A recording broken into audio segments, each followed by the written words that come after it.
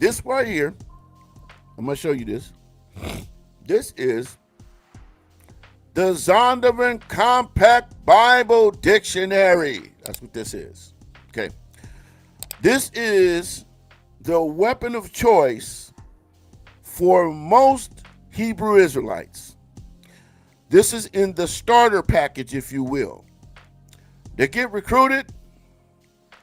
They get their kit. You must have a King James 1611 authorized version with the Apocrypha, or a separate Apocrypha. It doesn't matter. You got to have the Apocrypha, though. And you get this, and you get your fringes and a notepad and pen, and get busy. Okay? So I just wanted to share that, because a lot of times you're going to run across people that have this. This is their reality. This is what they do, and this is how they find their stuff.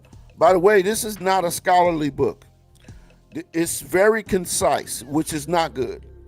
Which is good for defining some words and some things. But if you ever want to get into an exhaustive study of the word, this book is not going to do it. It's not going to do it. Okay? It's very elementary, like day one elementary. When you're ready, when it's time to move on, you don't want to be stuck in this book. I just thought I would point that out. So let's go over here, and we're gonna start right here, and then we're gonna build. Because I want you to hear what you're gonna hear when people are defining the gospel, because people that are using this book, this is what they're going to tell you. Okay, let's see. And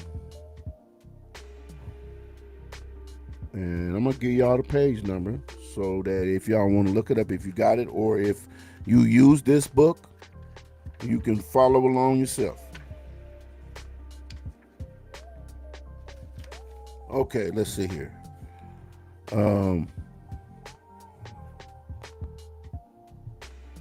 Okay, it's on page 203. Page 203 of the Zondervan Compact Bible Dictionary. Okay, so let's see. It says gospel. The English word gospel is derived from the Anglo-Saxon God spell, which meant good tidings, and later the story concerning God, and now used.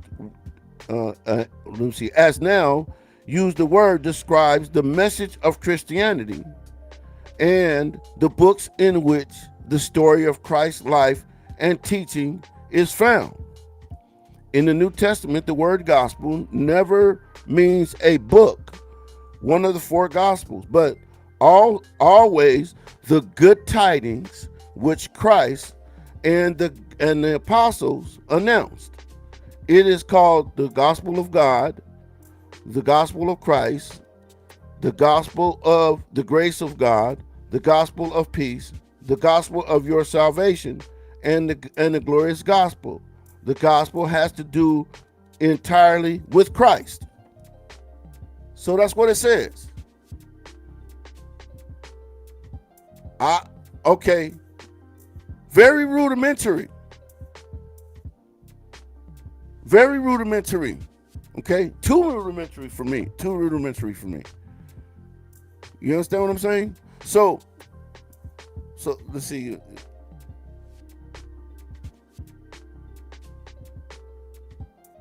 Okay, Joseph says, some even have a problem with the Blue Letter Bible, Strong's Concordance.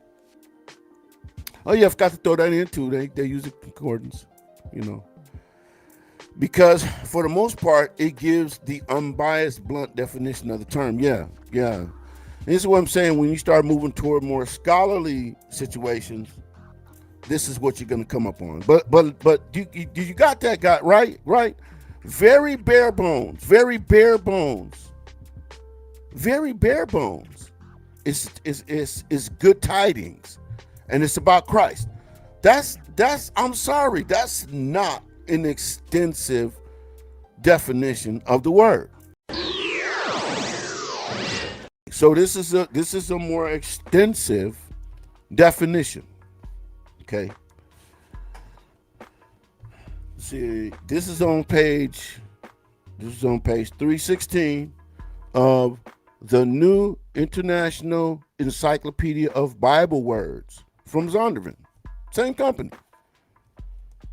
Okay, so look, it says the Greek words that are relevant for the study of gospel are evangelion,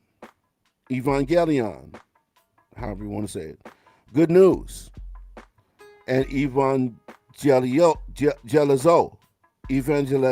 where we get evangelist from, or evangelize, to share the good news, to evangelize. In most New Testament uses, the gospel is the sum total of the saving truth about Jesus as it's communicated to lost humanity.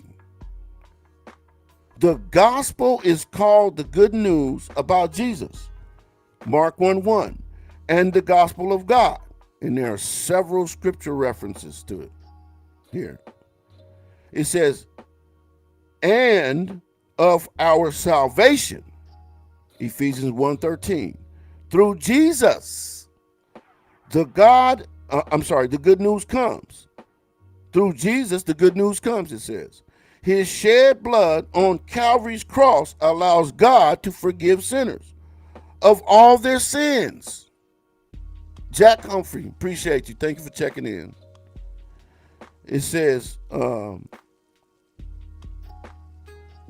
in Jesus, the invitation is given to accept that forgiveness as a free gift, and so to come into personal relationship with God. Sounds a lot more extensive, doesn't it? A lot more on mark, right? It goes on. It says, when distorted by the denial of who Jesus is, or by rejection of the truth that everything that God works in us is of grace. That's another lost word, guys. We don't hear people talking about grace very much anymore. The grace of God, the free gift of God. Talking about grace. Okay? It says, the rejection of the truth that everything that God works in us is of grace, appropriated by faith. Grace appropriated by faith. The gospel is a different gospel, which is no gospel, Galatians 1:7. So any gospel is saying that does not sound like this is not the gospel. Which is why Isaiah 61 is not the gospel. Let me continue.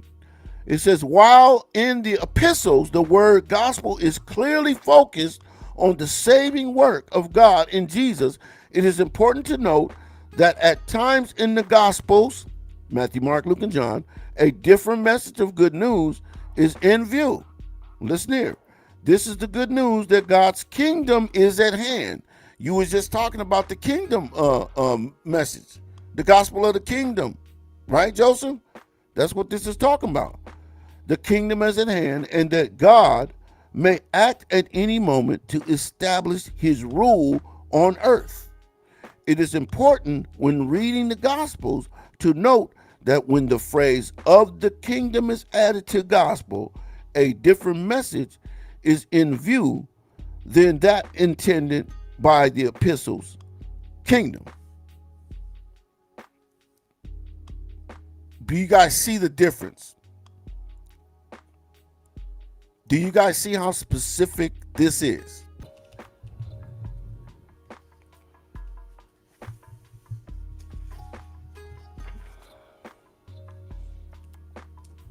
Okay.